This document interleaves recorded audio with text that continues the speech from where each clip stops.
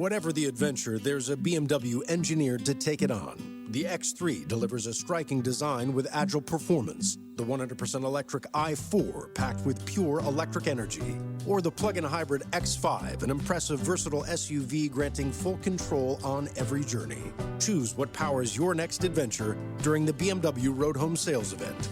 BMW, the ultimate driving machine. Hurry in for exceptional offers through January 2nd. Visit bmwusa.com for details.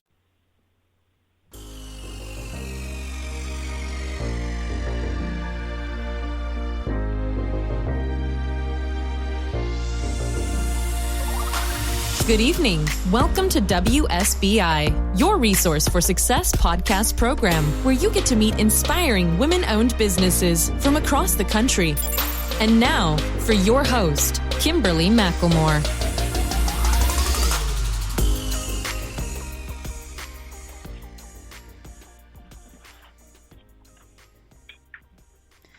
All right, good evening and welcome to WSBI, your resource for success podcast program, where you get to meet inspiring entrepreneurs and women-owned businesses from across the country. I am your host, Kimberly McLemore, and welcome to another night of sharing. With us, we have special guest Terry McDougall. Terry is a certified professional coach who specializes in working with high-achieving corporate leaders to build a strong foundation for continued success. She coaches leaders from a variety of industries and functional areas, including individual contributor to upper-level management. Terry brings both formal training as a coach and firsthand experience as a corporate leader to her engagements to support her clients as they work towards their goals. Prior to launching her executive and leadership coaching practice, Terry spent 21 years in marketing for 2 large banks. In her last role, she led the U.S. marketing function for 12 years for several business units of a large North American bank. So without further ado, please help me welcome to my platform, Terry McDougall. Hey, Terry, how are you? I'm great, Kimberly. How are you? I am doing great. I'm so glad we got you on the show tonight. Yeah, me too. I'm excited for our conversation. Yeah, I am too. So, because we've been kind of going through the process of squeezing you in and we finally get you in. So we're here. So I'm excited for everybody to learn more about who Terry McDougall is. So why don't you tell our listeners a little bit more about yourself? Well, you gave a good high-level overview. I am an executive and leadership coach, and I'm also the author of a book called Winning the Game of Work, Career Happiness and Success on Your Own Terms. I am a wife. I'm a mom to 3 kids, and I'm also a canine mom to a almost 15-year-old puggle, and I live in suburban Chicago. All right. So you're out there. Is it cold out there today? Because I'm originally from Davenport, Iowa, so I'm very familiar with Chicago. And I know you guys got a little bit of snow out there. Yeah, it's in the 30s. And, we had about 3 feet of snow not that long ago. It had accumulated with a lot of snowstorms over a couple weeks. And it finally all melted. And I was actually talking to somebody about how it was very springy. Mm-hmm. And then I looked out. I mean, if you're from Iowa, I looked outside and it was actually a blizzard out. Like just out of nowhere, we got like an inch of snow. I had no idea. So, but it's probably in the upper 30s today. Yeah, you just gotta love it, the Midwest, right? So I definitely get it. But yeah, here it's definitely not too bad. A little bit of rain, but I can deal with the rain compared to the cold. I don't think I could ever get used to the cold again. So especially where we're from. Yeah. Yeah. But anyway, well, again, welcome to the show this evening. I'm definitely looking forward to learning more about what you do as this professional certified coach. And before we dive into a little bit of that, tell us a little bit about your experiences of how you got to where you're at and what inspired you to start coaching. It's funny. I've been asked that question a lot, and it's really caused me to do a little introspection. And honestly, I think that the roots of it go back to childhood because I am the oldest of 4 daughters. So I was the big sister for a long time. And so I just was always used to helping my sisters. And then even when I was in school, I always liked to help people. If I understood a concept that the teacher was teaching and somebody else needed some help, I liked doing that. And then, when I got into my career, I was very ambitious in terms of wanting to move up. And so I was always really keen, looking around, trying to figure out, like, how do you do this? Like, because it's not really the same way it is in school, where you kind of keep your head down, nose clean, stay quiet, do your work, and then you'll just automatically move up. I figured that out pretty quickly, that that's not how it worked in the corporate environment, but I was really keen to figure out how it did work. And I did get to a certain crossroads in my career where I really felt like I wanted to get to the next level, and I was trying things that weren't quite working. And so I hired a coach. That really helped me. It did help me get to the next level. And so I knew that worked. And then, I was doing pretty well in my career. But I got to a certain point, I think you talked about it in the intro. I was at my last company for 12 years, and I had 4 different jobs there. And the company was foreign owned. When I got to the last couple of years, I was starting to think, I think I've outgrown the things that I can do here. I was looking around. I was kind of tired of the job I was in. I was looking around. I just didn't see anything that looked interesting. And, the next level was in a different country. So I started thinking, what am I good at and what do I like to do? And I always really enjoyed the coaching and mentoring aspect of being a leader. And to me, it just made just common sense, right? That if you can really empower the people on your team and they feel good about what they're doing and they're confident, they're doing great work, that it just was a win-win, right? They wanted to stay, they liked what they were doing, and it made me look good because we were meeting our goals because they were, living up to their potential within the organization. So I got to a point where I started thinking, okay, I think I want to leave, and what do I want to do next? And so I decided that I was going to pursue a certification in coaching. And initially I wasn't sure that I would do it full time. I thought, well, maybe I'll just get another job and I'll do this on the side until I get close to retirement. But when I was in the coaching program, a lot of the people that I was in class with were intending to start businesses. And I would say that maybe that entrepreneurialism was a bit contagious. And so I just decided to do that as well. And, I really like what I do because it really, I loved my business career. And there's so many things about business that I think are really interesting and challenging and fulfilling and sometimes frustrating, obviously. But, I could bring that long amount of experience that I had in the business world together with the formal training and coaching to help people who, sometimes are struggling in that environment. It could be they've gotten promoted and they're not sure what they're supposed to do. I mean, unfortunately, a lot of times in companies, they don't train people about how to move from individual contributor to manager or manager to, broader scope leader. And, a lot of times I'm helping people with that, but I work with people in a lot of different areas of challenge within the corporate world, including how to navigate the corporate politics. Nobody likes that. But I'm able to, just bring my experience, having seen lots of different situations and patterns to the table to help people. Right.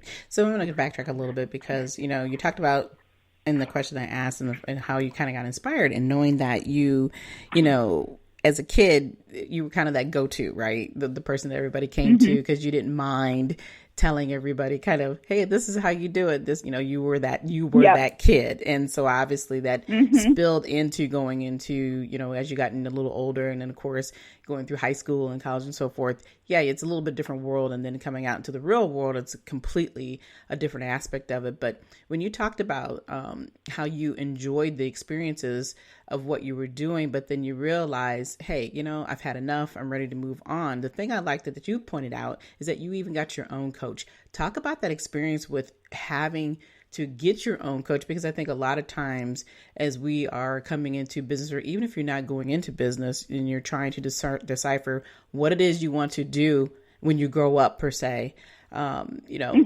lot of people don't think about, maybe I should go get a coach. They don't really look at that as another aspect of, for a part of going to work. So talk a little bit about that experience a little more.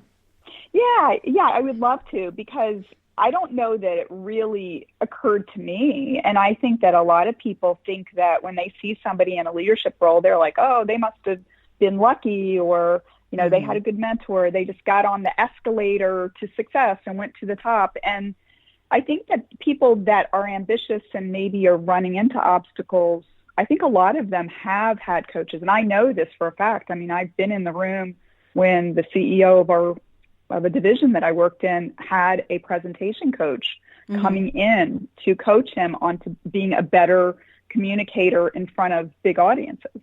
Wow. That people don't just come by this naturally, right? But I'll tell this story.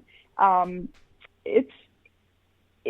had a lot of pain that caused me to look for the coach. And this is what happened. My boss was the head of marketing for a business, and I was really his right-hand person. He would call me, and if he had a new big project, he'd call me in to help him strategize. I was sort of his go-to person. And he was a great mentor to me as well. He really taught me a lot. But he ended up leaving the company, and I was in that role for, maybe 3 or 4 years. And I thought, I think I'm ready to move up to this next level. Right. So I applied for his job, but I'd worked at the company for like 8 years.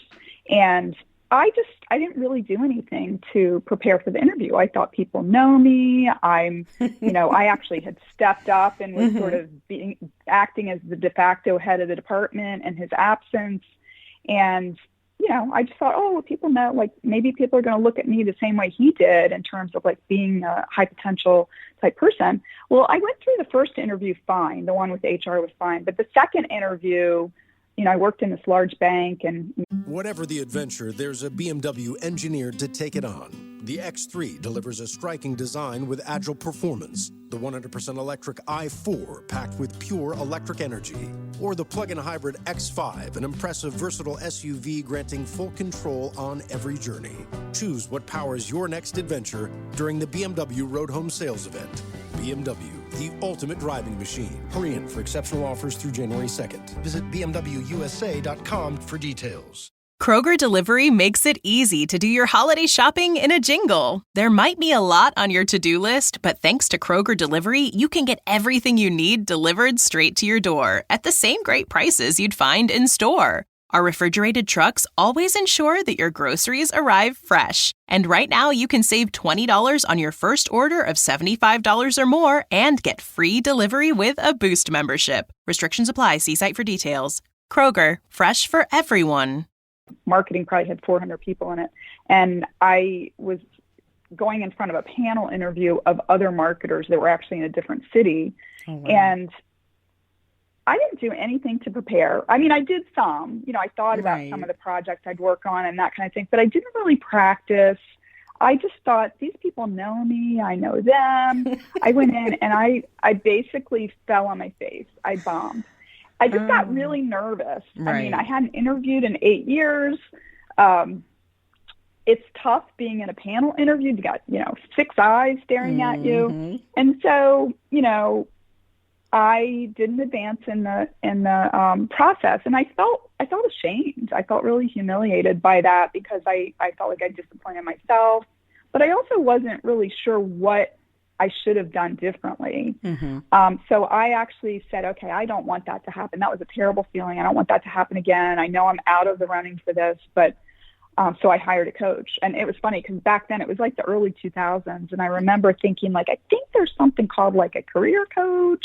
It wasn't that common back then. Right. And I remember I was like, I think there's something like that. So I went and looked on Yahoo because it was even before Google. And I found somebody in our town. And so I hired her. And, and it was like it was a little bit expensive for the time. But I thought, I want to get past this. So I worked with her. She helped me so much to increase my confidence, to help me talk about the value I could bring in the organization, to start to mentally elevate myself, to act like I was at that next level. So people would look at me like I was a leader, right? Not look at me like, oh, she's she's just a junior person in marketing or something like that. And she also, importantly, encouraged me to sort of look at my image, so I went out and I went on a shopping spree. I bought better clothing. I got my hair cut. I wanted to look like I belonged at that next level. Exactly. Funny enough, they went through the whole recruiting process for that job, and they offered it to someone who turned it down. And they just started it over again. And I was like, well, what the heck? I don't have anything to lose. I'm going to apply again. I wasn't sure that they would have me, that they would advance me since I bombed the first time, but they did. And the second time, I made it all the way to the finals. And funny enough, the last interview was also a panel interview, but this was with the CEO of the division and his two top executives. It was in his boardroom. It was right off of his office on the top floor of the building. It was like, I can remember it like it was yesterday, right? Even where I was sitting and where they were sitting and all of that. And I remember I felt very, very confident. I was like calling them by their names and being really like smooth. Unfortunately, it was me and an external candidate that were the finalists, and they offered it to the external candidate, which that definitely hurt me to be a two-time loser. But, sometimes there's a greter plan for us, because the day I found out that I didn't get the job, I came back and I had a voicemail from a recruiter. Within about 3 months, I had 2 job offers, and I was actively interviewing for a third job. I ended up taking one of the jobs, which brought me here to Chicago. And the job that I got here was better than the one that I didn't get back in the old company. And so, I do think that when we prepare ourselves, that eventually it's going to serve us. Right. And, I'm so happy that I invested in myself. I'm so happy that I took the risk of applying for that job again, because it allowed me to practice my skills under high pressure situations. And then whenever I had to come to Chicago like 4 times to interview for the job, and I was interviewing with very senior level people, and I felt really comfortable because I'd been through the ringer.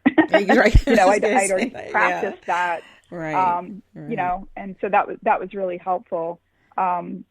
But, I think the bottom line was that I had the intelligence to do the job. I had the marketing knowledge to do the job. I just didn't have the polish to be looked at seriously. And so that was kind of on me to go out and get somebody to help me do that, which I'm so thankful. Right. But I think too, with your, like you said, you have been the face that people have always seen. You were the right-hand man. So, we all kind of get in that comfortable position of saying, I'm not going to need this. I'm good to go. But being that you did take the opportunity to get the coaching, you really, like you say, had the opportunity to fine tune some skills. But even at the same token, you still got to learn that, okay, well, I made it to this level, but what else is it going to take for me to really make? But I think, like you said, we have a bigger picture, things that we think we're in control of, we're not in control of. But at the end of the day, being on the outside and at another organization, somebody looking at you completely different because they don't know you. So, I think that even helps, because there's those eyes of, well, I know she worked for such and such, and these people didn't know who you worked for. That's exactly what happened with, because I think that I've been there for 8 years, and I came in, fresh-faced, early 30s, and, they had seen me kind of grow up in the organization. And, for many people, they were probably still thinking of me as like a very junior person and didn't give me credit for the growth. And, and I think the other thing, too, is that I wasn't aware of how I was perceived. And I think it's important to step out of yourself sometimes and look and say, I think I have talent, but do other people see me that way? Am I positioning myself so people can see what I'm capable of? Because I think a lot of times we may, kind of be off in the corner doing great work, but other people don't know about it. And I do think, to your point, I'm pretty sure that the recruiter that called me about that job had been told by the company that I was hired by that they wanted somebody from the company where I worked. That they admired that company. And so I think that me walking in the door before anything, they were excited because they were like, oh, there's somebody from that other bank. We like that other bank, right? And so in some ways, I didn't have to do anything because I already had the brand walking in the door, whereas I had sort of the opposite problem at the at the other company. Place, and it seems like right. it shouldn't. It seems like it shouldn't be that way. It seems like it should be the opposite. But I think that that's something to be aware of sometimes. That sometimes there are perceptions that are really beyond our control, but we need to understand what they are so that we can either enhance it or counteract it. Mm-hmm.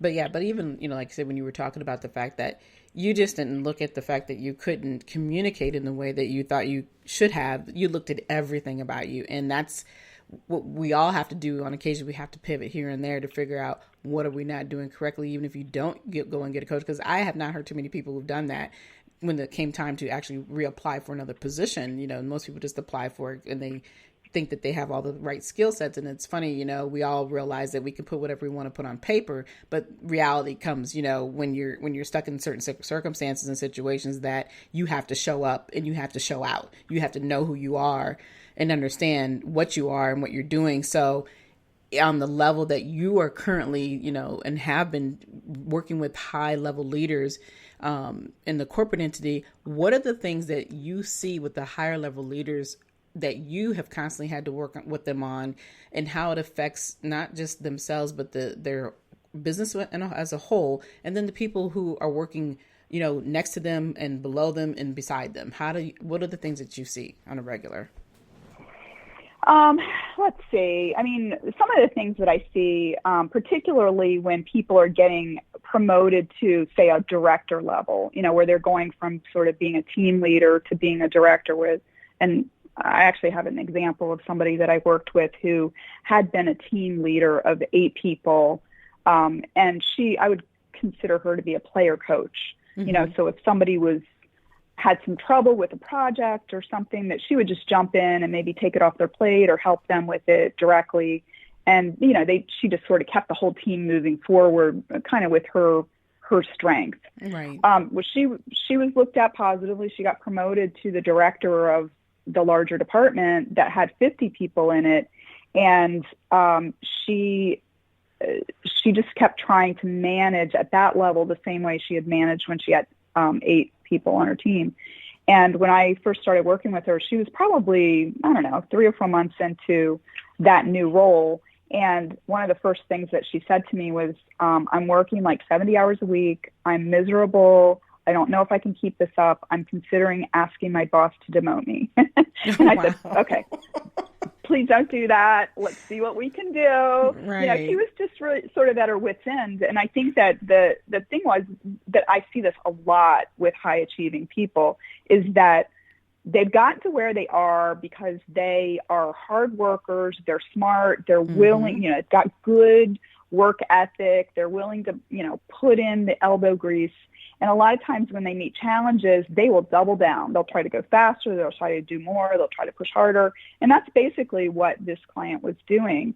And she wasn't really leveraging all of the resources that were at her disposal at that higher level. Mm-hmm. And so we just sort of started picking them off one by one. And the first thing that we did was, she was saying she had 2 small children, and she said, I never have time because I'm working. I have to take work home with me. I can't get my work done during the week. And I said, okay, well, why don't we try you closing your door at work like 1 to 2 hours a day? And she actually felt uncomfortable with that at first because she really wanted to be one of those, open door managers. Mm-hmm. This holiday, BMW has reunited 3 members of the family at the BMW Road Home Sales event. The Agile X3, engineered for any adventure. The plug-in hybrid X5, commanding the streets with unmatched presence. And the all-electric i4, charging into the future with impeccable performance. Hurry in to find what powers your journey at the BMW Road Home Sales event. BMW, the ultimate driving machine. Visit Valley BMW Center today for attractive lease and finance offers.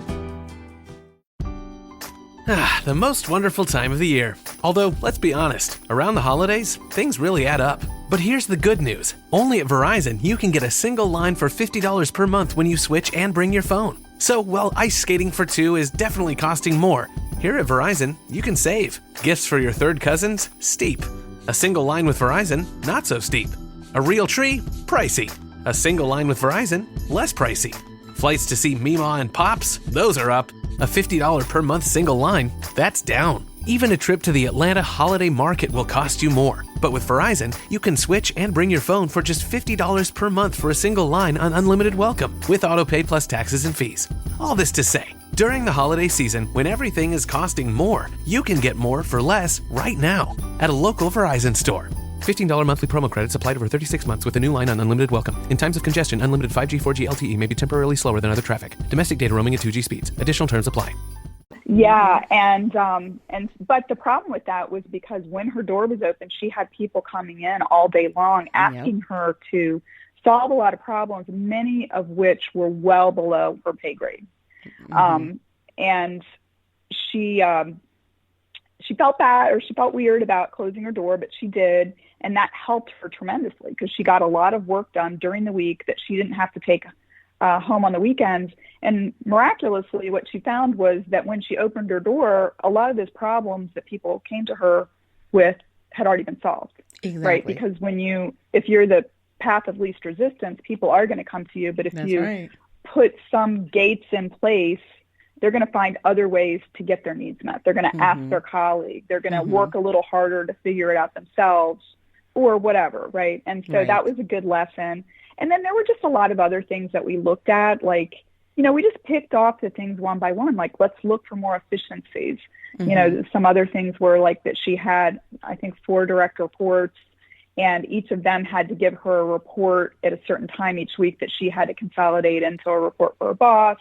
And she was sort of talking about how they were all in different formats, and it took her a lot of time. And I was like, okay, stop right there. Right. Yeah, like, you're not supposed to be doing the work. This, right? Exactly. Yes, exactly. But I think sometimes, when we're hard workers, and I do see this a lot with especially people that are sort of humble and are good at a lot of things, that they'll say to themselves, like, I'm not above this. And, oh, it's just faster for me to do this.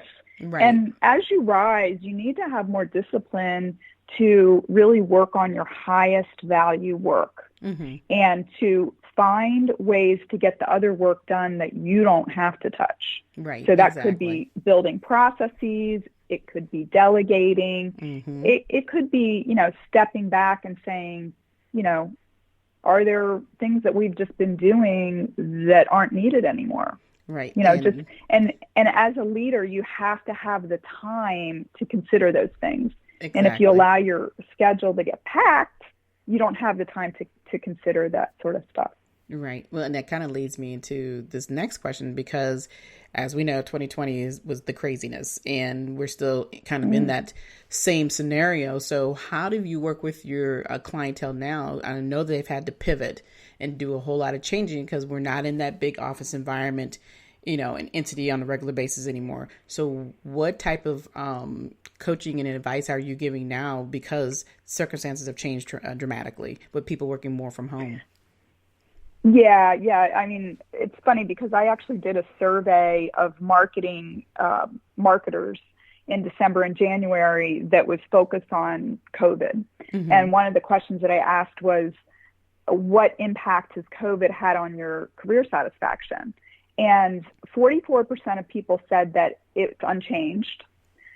27.9% said that they're less satisfied with their career, and 27.5% said they're more. Wow. So it was basically almost a wash, right? It was really less than 1% that were, less satisfied. And, digging into the comments, the reason that people were more satisfied is because they had more time in the day. They didn't have to commute. Right. They had more flexibility. They could walk their dog in the middle of the day, whatever. The people that were less satisfied, couple reasons. One, some of the industries had been pretty hard hit by COVID, and maybe they had layoffs, and the people that were left were expected to shoulder more of the burden. That's tough. Balancing, home and work, maybe homeschooling kids, all that kind of stuff. I mean, that's all the things that we've heard. But a lot of my clients had told me about this third thing, and it definitely came up in the survey as well, is that people are without the physical boundary between home and work, people are finding it really difficult to stop working.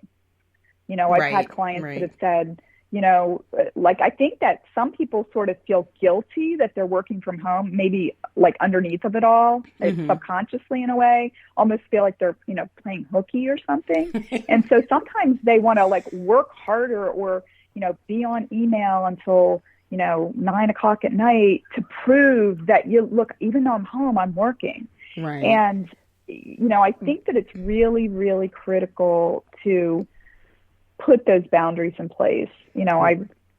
I'm thinking about one client that said that, every time that she was working at her dining room table, and when she would walk through her dining room, when she saw her laptop, she always felt like she needed to stop and check if any new emails came in, right. No matter what time it was. Yeah. But at the same token, it also goes to show you that these individuals, you don't need to work 10, 15, 20 hours a day in order to prove you can get the work done. And the lifestyle of having to feel like, you have to be the first person in the room and the last person in the room every single day, so to speak, whether you're working from home or when you're in that office environment, that should have been a trigger of saying, what was I doing to myself? Why do I feel like I need to have that laptop in front of me all the time, or I have to be that person sitting in the office in order to get something accomplished?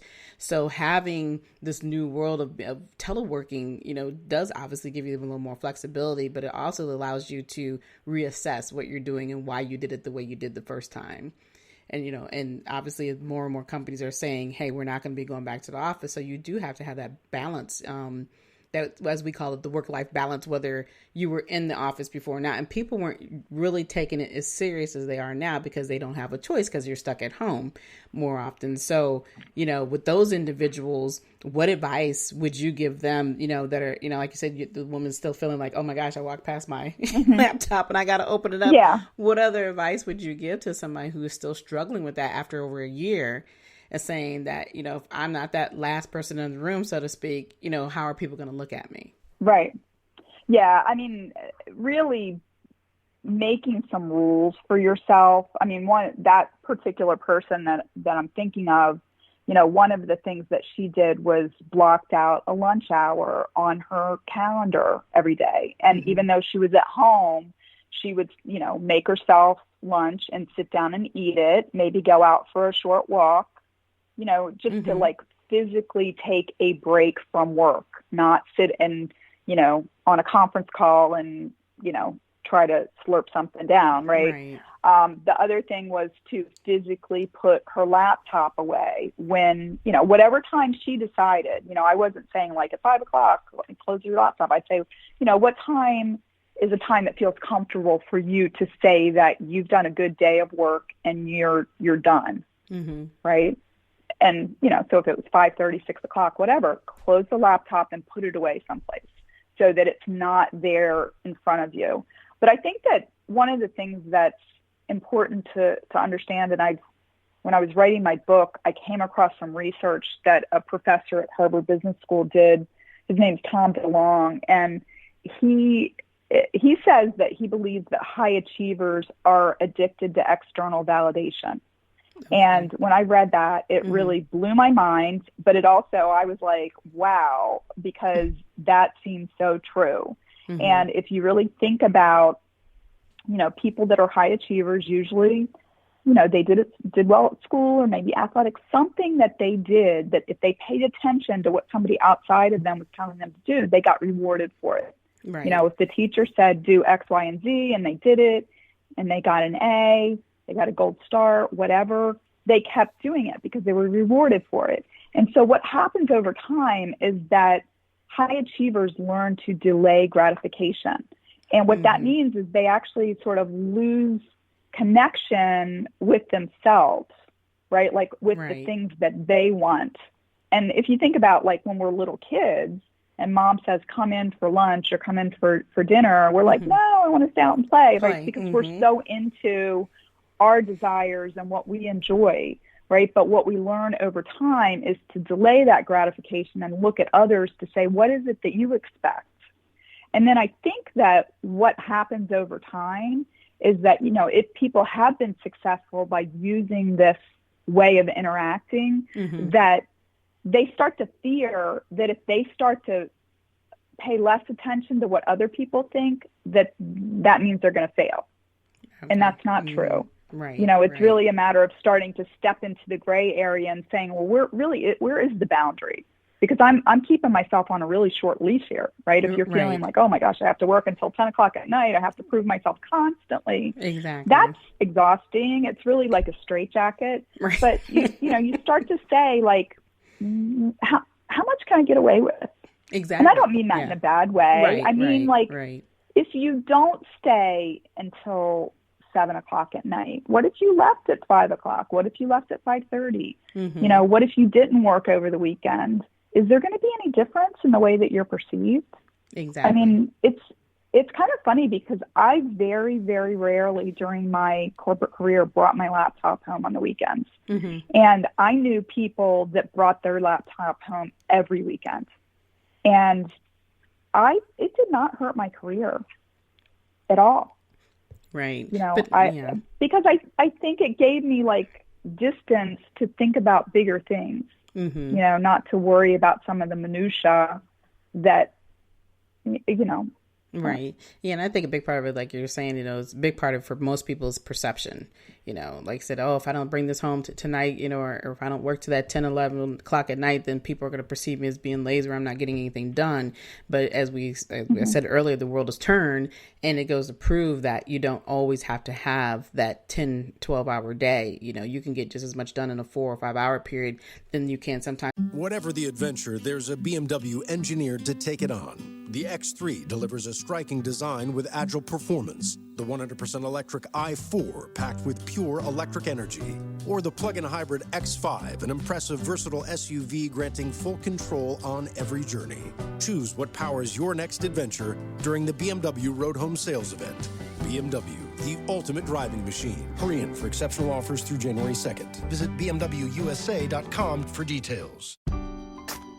The most wonderful time of the year. Although, let's be honest, around the holidays, things really add up. But here's the good news. Only at Verizon, you can get a single line for $50 per month when you switch and bring your phone. So, while ice skating for two is definitely costing more, here at Verizon, you can save. Gifts for your third cousins? Steep. A single line with Verizon? Not so steep. A real tree? Pricey. A single line with Verizon? Less pricey. Flights to see Mima and Pops? Those are up. A $50 per month single line? That's down. Even a trip to the Atlanta Holiday Market will cost you more. But with Verizon, you can switch and bring your phone for just $50 per month for a single line on unlimited welcome, with autopay plus taxes and fees. All this to say, during the holiday season, when everything is costing more, you can get more for less right now at a local Verizon store. $15 monthly promo credits applied over 36 months with a new line on unlimited welcome. In times of congestion, unlimited 5G, 4G LTE may be temporarily slower than other traffic. Domestic data roaming at 2G speeds. Additional terms apply. In an 8 or 10 hour period, because you're no longer being pulled constantly. Like you said earlier, the young lady who was sitting in the office, that, if the door's open all the time, there's always somebody pulling at you, always looking at ways, well, hey, can you do this? Can you do that? Can you come to this meeting or that meeting? Now you have that a little more flexibility, and everything is pretty much in stone because you're doing your Zooming, or Teams or whatever foundation you're utilizing in order to accomplish these meetings. And if it lasts 2 or 3 hours, it's done. You don't have to worry about all that extra that's not necessary in order to get something accomplished. So I think there's definitely a balance, and, people having to realize their intent of what it means to actually be perceived as a good worker. And it's really not about what the perception is, it's about the value and the work that you bring to the table versus, just, okay, well, how does it look if I'm not sitting by my laptop and answering every message right away, type scenario after working hours per se. Yeah, exactly. And I think that we can set expectations as well. And I think some of the toughest things are, when people have set the expectation, like I've certainly, in the corporate world said like, oh, just, somebody would say, well, just text this person, like they'll answer right away. Right. Right. And that somebody sets that expectation like, oh yeah, they'll answer right away, even on the weekends or late at night or whatever. But there might be somebody else that that you're not going to hear from them until Monday morning. Right. If it's like Friday or over the weekend. And that's okay. If you know that they will get back to you, it's just going to be on Monday, that's fine. It's just, I think sometimes when we allow the boundary or there's no boundaries, right, that anybody can just come up and ask you anything at any time, that doesn't leave us a lot of space to just live our lives and be human and be able to recharge and rest and get away from work. Mm-hmm. And we need that. We need that. I mean, we're not machines. You know, we need and we deserve to have time away to recharge and refresh and enjoy our lives. Exactly. And like I said, that's a great way of things that we've all learned. I believe, you know, majority of people have throughout the 2020, you know, as much as people wanted to be at home, you know, they were fine with it for a while. And then it was like, oh my gosh, I need to get out here and breathe. But then at the same token, like I said, it really gave everybody an opportunity to reassess how they're living their lives. What are they doing? You know, whether it was their personal job or whether it's a business or whatever the case may be, you know, like I said, everything changed. So we all had to do some type of pivoting somewhere to where it was more aligned to the way things are today, you know, and like I said, the majority of us are still teleworking from home. But so I have a couple more questions for you before we end our evening, but I always ask my guests that, you know, if there was somebody who wanted to be a coach, what advice would you give them in order to take the steps of becoming a professional coach? Well, I mean, I would have them talk to some coaches to see if they, you know, because I think for a lot of professions, you can look at it from the outside and say, oh, I think I know what it takes to do that. Or I think I know what it's like if you become that thing. But a lot of times when you start talking with somebody, you realize like, oh, there's a lot of aspects of this that I hadn't considered. Like, I'll just give you an example from a coaching standpoint. Like, I absolutely love the coaching, and I probably spend more time marketing than I do coaching, because I'm running a business and I have to get new clients. Right. You know, and so if there's somebody that does not like, you know, or doesn't want to run a business, it's not, I wouldn't say they can't become a coach. They might just not choose to run their own business. They may look for an employment opportunity after they get their coaching certification. But I went through a program called IPEC. I know that there are a lot of coaches out there that, you know, you don't have to get certified to be a coach. It was very important to me to do that. And I'm very glad I did, because I thought I was a good coach until I went through coach training. And then I was like, oh, I was doing a lot of things wrong. And it prepared me in so many ways. And IPEC stands for Institute for Professional Excellence in Coaching. And they actually do trainings all across the country. It's a very good program. Okay. Well, I think that's good advice, because you're right.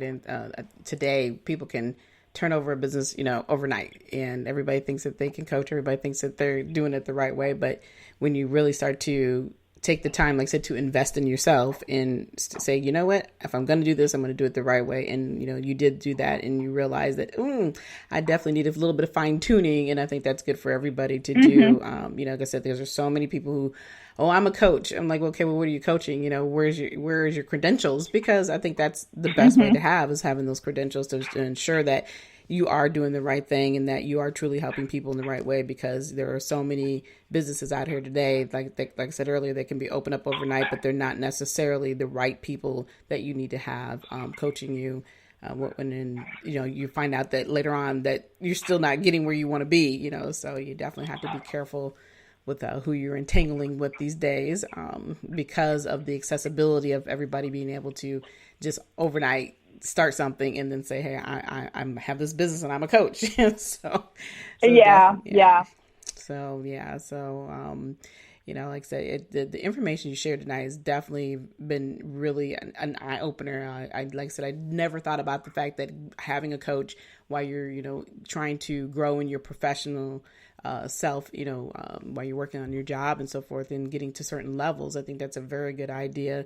I've never had anybody approach it in that way, or have never met anybody say, yeah, that's what I've done in order to make it. And if they have done it, they never came out and admitted it. You know what I mean? So I think it's very good to have that thought process for those who aren't necessarily concerned about wanting to start a business, but really want to continue to get themselves at a different level, working in the corporate entity, there's definitely different ways you can do that. And so, the information you provided is absolutely on target, and I definitely appreciate you coming on the show this evening. Before we leave, though, tell us again the name of the book that you have and where they can be purchased that, and then if you have anything else going on, any programs or that you want to talk about, or any events coming up that are virtual, or please share that information with us this evening. Sure, Kimberly. So the name of my book is Winning the Game of Work, Career Happiness and Success on Your Own Terms. It is available on Amazon and Barnes & Noble. And if people are interested in contacting me to learn more about coaching, I do offer free consultations. They can reach out to me on my website at terrybmcdougall.com. I also am very active on LinkedIn, and my handle there is Terry B. McDougall. I have also started a podcast called Marketing Mambo, where I talk about a lot of marketing-related topics, and you can check that out at marketingmambo.net. Currently, I don't have any group programs or events going on, but if I do, you'll see those out on LinkedIn. All right. Well, again, thank you, Terry, for coming on the show this evening. I really appreciate your time. And do you have any last words for our listeners this evening? Well, my last words would be, it really matters if you're happy.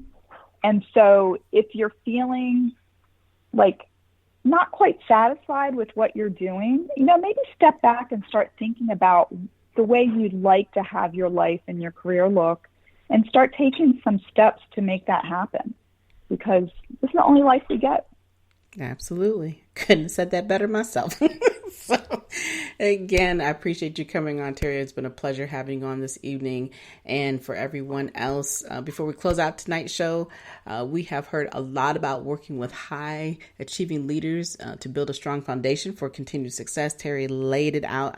If you don't, something you missed, that you can reach out to her and learn more, and maybe help yourself get out of that stuck scenario that you may not be in, and that you may be in. And like she said, if you're unhappy, this is a good time to reassess that. And as well, if you have any other thoughts about what you want to do, and you want to just reach out and talk to me, you're more than welcome to do that as well. You can reach out through me through the Facebook, or you can reach out through me through my email at KimberlyWSBILC@gmail.com. More than welcome to go right to the website at www.wsbilc.com, and we'll have a great 30-minute consultation that is also free. And of course, if you are wanting more of WSBI, like an additional podcast show, we're also looking at doing some free virtual live Q&A sessions with a lot of our favorite entrepreneurs. We're doing a campaign. We're trying to raise $5,000 to provide more resources for success, so that you guys can not have to worry about reinventing the wheel, but getting the information you need to have for free. So please reach out to us. And like I said, you can do the donations through WSBILC.com, which is the website again. But again, I do appreciate you all coming on to the show and listening to us tonight. And again, thank you, Terry, for taking a few minutes and hanging out with us. But until next time, you all, we will see you next week with more amazing guests. Be sure to follow us right here on iHeartRadio, or either download our mobile app on Google Play, or wherever you listen to your podcast. But until then, enjoy the rest of your evening, and good night. Good night, everyone. We will be back next Thursday evening at 7 p.m. Follow us on Spreaker, www.spreaker.com/user/WSBI. View our new WSBI website anytime at www.wsbillc.com, and on Facebook, Twitter, YouTube, LinkedIn, and Instagram.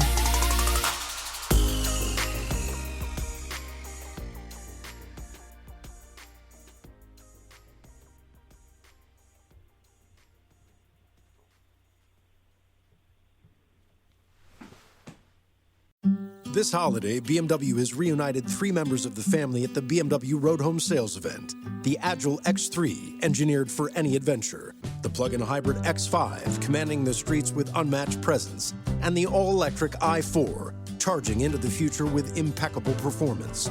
Hurry in to find what powers your journey at the BMW Road Home Sales event.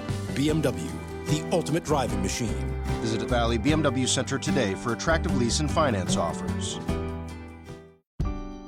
The most wonderful time of the year. Although, let's be honest, around the holidays, things really add up. But here's the good news. Only at Verizon, you can get a single line for $50 per month when you switch and bring your phone. So, while ice skating for two is definitely costing more, here at Verizon, you can save. Gifts for your third cousins? Steep. A single line with Verizon? Not so steep. A real tree? Pricey. A single line with Verizon? Less pricey. Flights to see Mima and Pops? Those are up. A $50 per month single line? That's down. Even a trip to the Atlanta Holiday Market will cost you more. But with Verizon, you can switch and bring your phone for just $50 per month for a single line on unlimited welcome, with autopay plus taxes and fees. All this to say, during the holiday season, when everything is costing more, you can get more for less right now at a local Verizon store. $15 monthly promo credits applied over 36 months with a new line on unlimited welcome. In times of congestion, unlimited 5G, 4G LTE may be temporarily slower than other traffic. Domestic data roaming at 2G speeds. Additional terms apply.